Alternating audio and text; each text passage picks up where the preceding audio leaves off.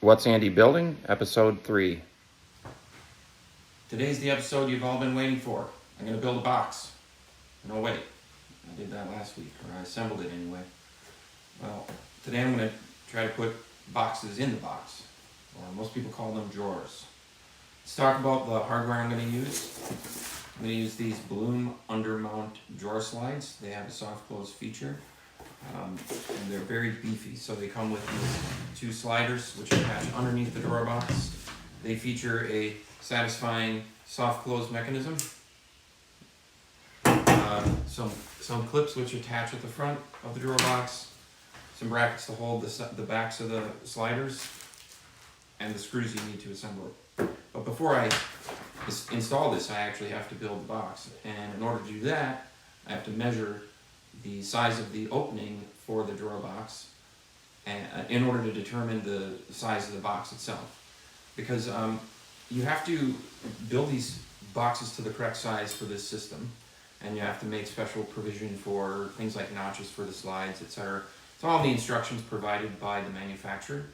I'll be working in the metric system today because this is a European system, and they give all their primary measurements in metric. So it's actually much easier, it works out easier just to do that. So I'll get measuring, then I'll start cutting pieces for the box. So I've measured for my drawer box, the top drawer box, and it turns out I have no way to measure in metric. None of my tape measures have a metric scale on them, so I'll just have to convert from imperial. That's okay, that's not that big of a deal, we all have calculators now. So I took the rosin paper off the top of my table saw in order to rip my boards to 4 inches for the height of the drawer, and I noticed some rust spots, so I decided to do a little maintenance on the tabletop. So the first thing I did was I used some industrial degreaser, cleaned it up, whatever I could get off, and then I hit it with my orbital sander with some 220 grit paper on it. Got all the rust spots off, then I cleaned it off 3 or 4 times with some denatured alcohol.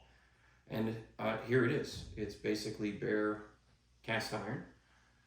Of course, you can't leave it like that for long because it'll rust. So I'm going to use this product here called Renaissance Wax, which is really great to protect the surface of this cast iron. It'll keep it from rusting for a long time, and it'll make it nice and smooth to run workpieces through. This little jar here isn't cheap, but it'll last a couple years. You know, it doesn't really take much of this stuff, and it's pretty easy to apply. You just take a little Scotch-Brite pad, put a little bit on there. You don't need a whole lot. You just put it on kind of like you're waxing your car. You get it on there, rub it in good. You let it dry, and then you buff it off, and you're done for quite a while. It'll last for months, if not a year, before I have to do this again. So I turned my table saw so that I could cut this long piece without running into my bench. But before I turn this thing on, I'm going to think about how I'm going to do this safely. Well, in the first video I talked a lot about the safety rules for this particular machine. So today I want to talk about a couple other things. One is my shoes. My shoes are designed for a work environment. They're a little bit more rugged, and importantly for me, they have a steel toe in them, which might be controversial depending on what kind of work you're doing. If you're in very heavy construction, there's a fear that something like a steel I-beam falling on your steel toe will do nothing but cut your toes off. However, in my case, with the weight of the material I'm using and the access to the machines I have, the steel toe makes a lot of sense. There's really nothing I have around here that is going to end up crushing that. So the other thing too is, I don't know if you can really see the floor back here, but it's important to keep your shop floor clean. Because as you know, smooth concrete floor with dust on it, especially wood dust, tends to get a little slippery. So it's really important that you have good solid footing, nothing's in your way. Practice running your piece through first. Make sure you're not going to hit anything with your workpiece or your body. I set up an outfeed roller to catch the piece as I push it through so it doesn't just fly up on me like that. That would be dangerous. So that's all I wanted to hit on for safety. Of course, as Norm says, the number one rule for safety is to always wear these safety glasses.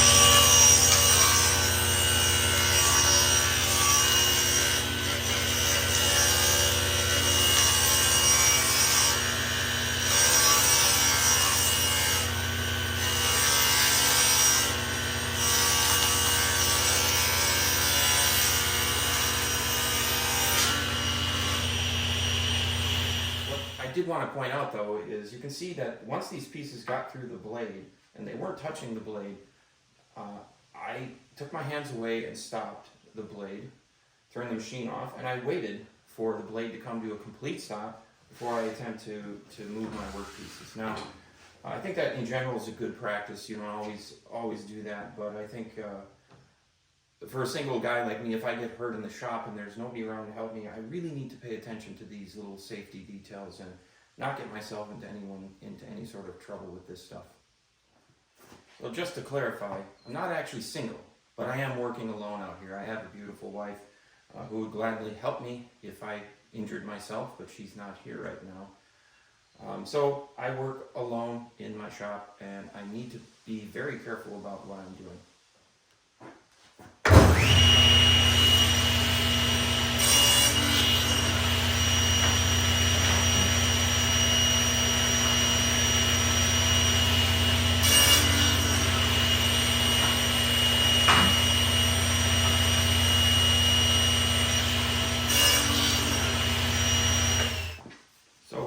Using the crosscut sled, you could see that I wanted to cut 4 pieces all the same length, so I set up my stop block on the far end there, and I just run them through. It's as simple as that, and these pieces are exactly the same, probably within a couple thousandths. So that's good enough for a drawer box. So now I can start to put the joinery on the drawer boxes to put them together.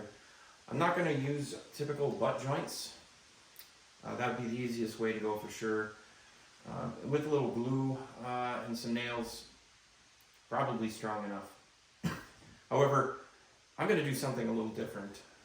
It's going to take a little more time to set up, but I do want to show you that because it's one of those details that kind of makes these cabinets mine.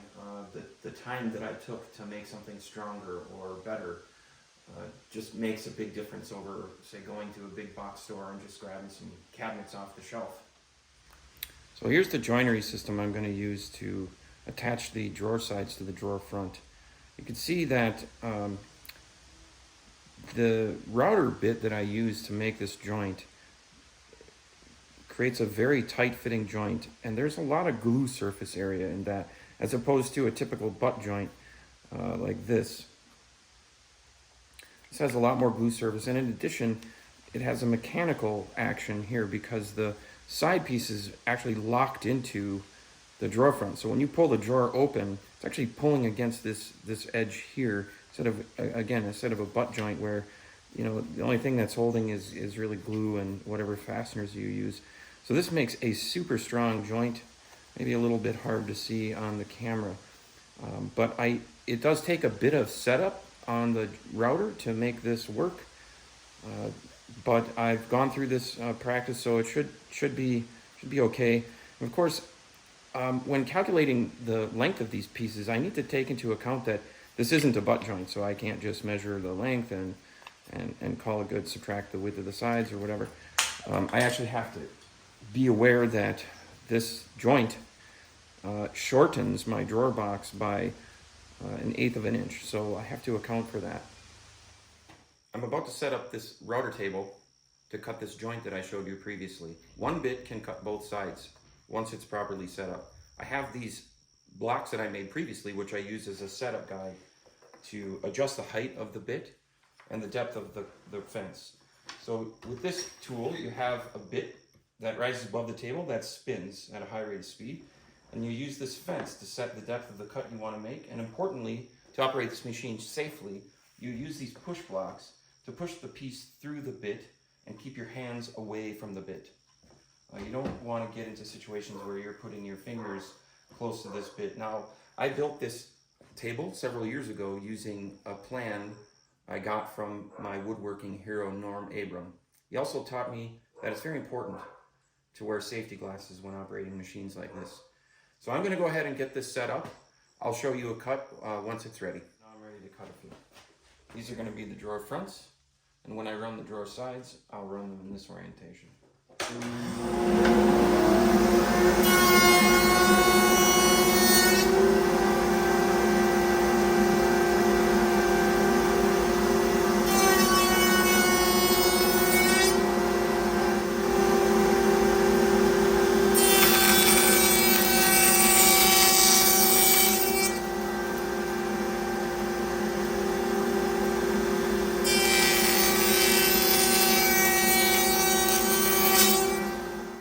start to see the drawer box coming together.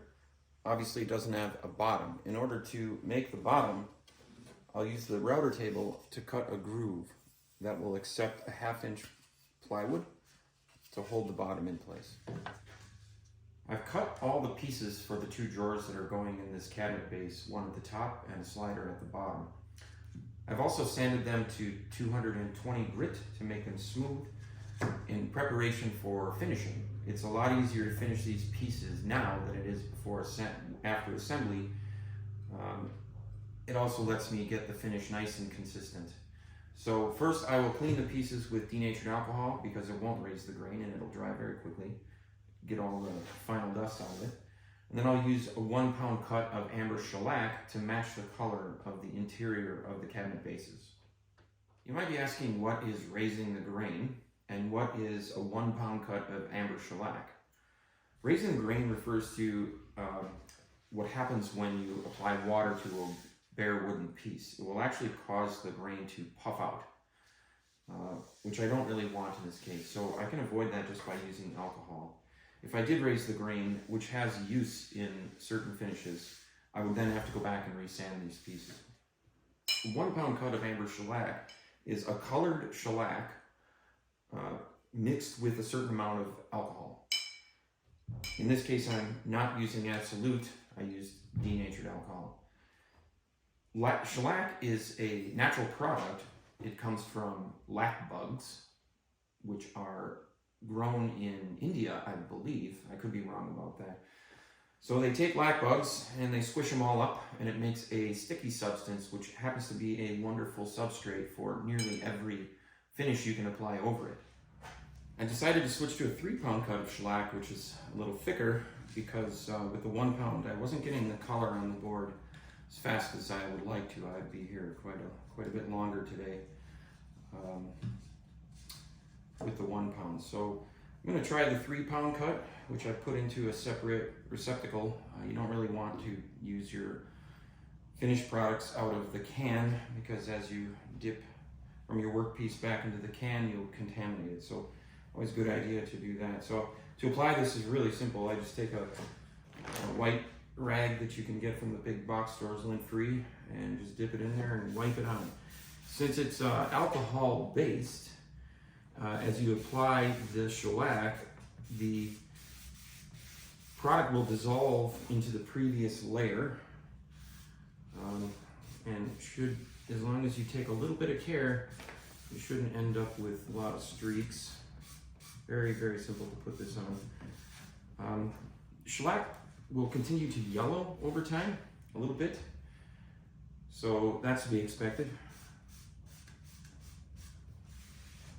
And now I have a color that should be very close to the interior of the base cabinet. Since it's alcohol based, it's safe to work with. I'm not using gloves or anything like that. Little rubbing alcohol or denatured alcohol will dissolve it right off my hands, and cleanup's rather simple. And this dries quickly. I can finish this in 15 minutes or less, depending on humidity. It's already dry to the touch. So I'm just putting color on and giving a base for my finish coat. I've mentioned denatured alcohol quite a bit while making these cabinets. You might be wondering what exactly it is and why I use it. Quite simply, it's pure alcohol with poison added to it so you can't drink it. It turns out to have quite a bit of utility in the wood shop, especially if you're like me, who use shellac for the color and to be a sanding sealer. It is a fair solvent. It's not, say, as strong as acetone, but it works really well for cleaning up after finishing, cleaning up paint guns, cleaning your hands. It also has another number of interesting properties. As I mentioned before, you can spray it on wood to clean it, and it won't raise the grain. In addition, you can also spray it on wood just to see what a finish might look like if applied to the wood. So if I want to know what a clear finish applied to this wood might look like, I could spray it with some denatured alcohol, and that will dissolve in seconds, but I can get some idea of what the wood might look like with the finish applied to it. So I've got the pieces cut, and I've got the shellac on. See the amber color, and I'm going to try to glue up and assemble this drawer. I've already dry fitted it, so this should work out pretty well. I'm going to apply some glue to the joints, and it's okay to glue in the bottom of this drawer because it's plywood, and plywood is pretty stable. I don't have to worry too much about wood movement there. Make a nice tight drawer box. I want to get glue in the drawer lock joints. Trying not to get glue onto my finished sides. A little acid brush to spread the glue.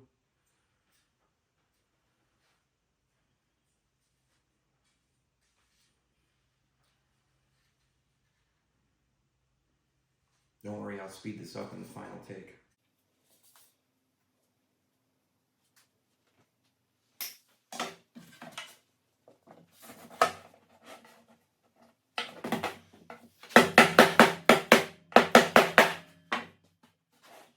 Got a little hammer. Keep it from bouncing and marring the wood a little bit.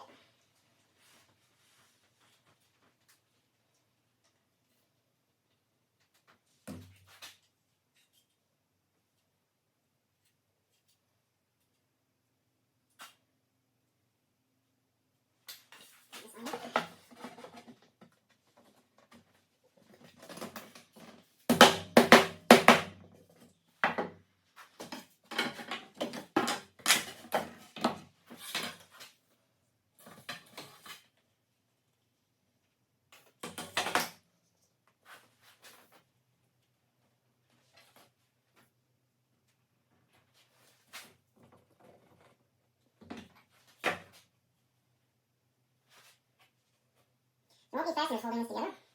Just glue. Oh, that's necessary.